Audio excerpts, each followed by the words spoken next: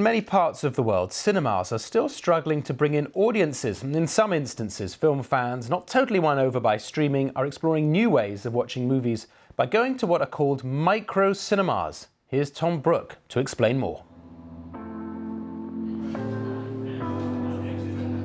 Micro-cinemas can be found in all kinds of New York locations, inside this former fire station, or behind this nondescript Brooklyn storefront. They're modest, makeshift spaces, often showing experimental or non-mainstream work. Micro-cinema is, put simply, just a small cinema. You really don't need more than folding chairs, a projector, and a white wall. Staffed often by dedicated volunteers with a passion for film, micro-cinema programmers use their imagination to offer something quite different from the multiplex experience. The mission is to run laps around better subsidized for-profit repertory movie theaters by showing films that should be on their radars. It's usually going to be a monster movie from the 1970s that played at midnight, or perhaps a groundbreaking documentary fiction hybrid about some, niche but extremely important political issue, from a bygone era. This trailer is promoting a long-established New York micro-cinema, DCTV, a venue that has a loyal following.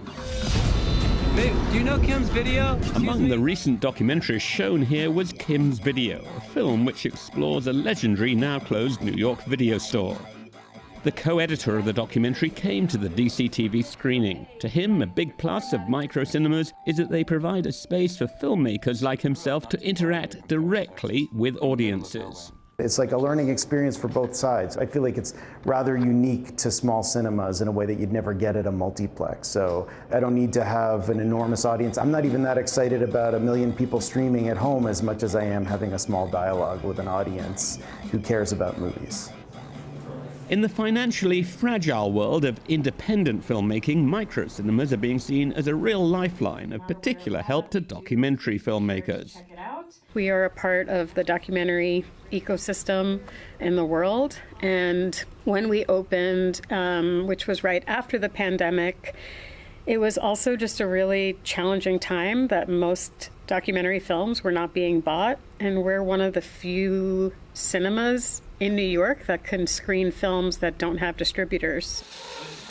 Also part of this universe that includes micro-cinemas is an endeavor called Mono no Aware.